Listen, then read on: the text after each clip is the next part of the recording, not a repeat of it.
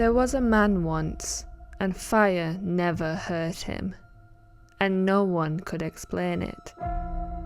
I'm Gabrielle, and this is TheEndReel, where I tell true ghost stories, folklore, myths, legends, and strange cases that defy explanation.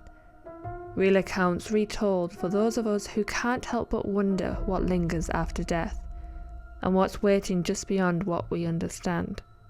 So wherever you're listening from, turn down the lights and let's begin.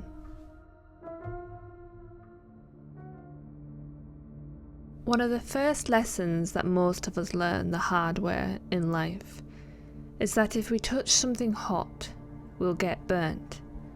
However, there has been at least one man who never had to learn that lesson, because for him, it wasn't the case.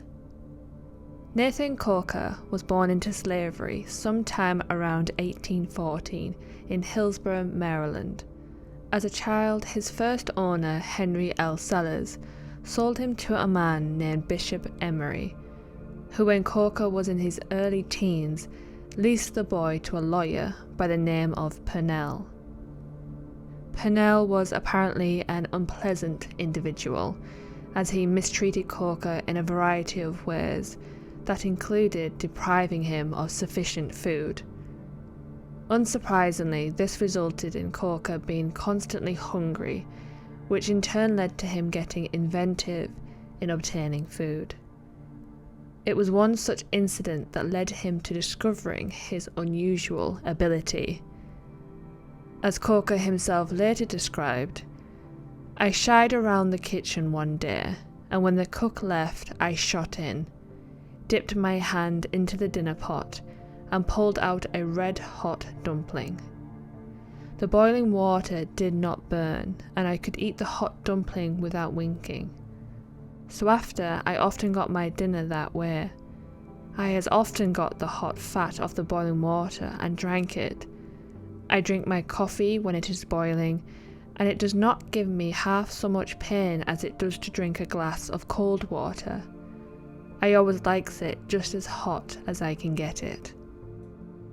Eventually, Coker left the service of Purnell, and by 1871, 6 years after the end of the American Civil War, he was a free man working as a blacksmith in Denton, Maryland, an appropriate choice of occupation for a heat-proof man, and one which made his ability a good deal more noticeable. That year, an account of Nathan Coker and his immunity to heat appeared in the New York Herald, which described a demonstration that he gave to a group of prominent citizens of Eastern Maryland that included 2 local newspaper editors and 4 doctors. The report follows as it was originally written, but as it was written in 1870s Maryland, it should be noted that it includes terminology that was the norm at the time, but which would be entirely unacceptable by modern standards. It has been left as it is for the sake of authenticity. A brisk fire of anthracite was burning in a common coal stove, and an iron shovel was placed in the stove and heated to white heat. When all was ready, the pulled off his boots and placed the hot shovel upon the soles of his feet, and kept it there until the shovel became black. His feet were then examined by the physician, but no burns could be found, and all declared that no evidence of a heated substance having come in contact with them was visible. The shovel was again heated red hot, taken from the stove and handed to him. He ran out his tongue as far as he could and laid the heated shovel upon it, licking the iron until it became cooled. The physician examined the tongue but found nothing to indicate that he had suffered in the least from the heated iron. A large handful of common squirrel shot was next placed in an iron receptacle and heated until melted.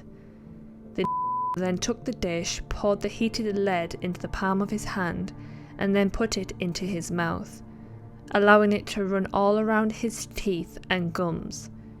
He repeated the operation several times, each time keeping the melted lead in his mouth until solidified. After each operation, the physicians examined him carefully, but could find nothing upon his flesh to indicate that he had been the least affected.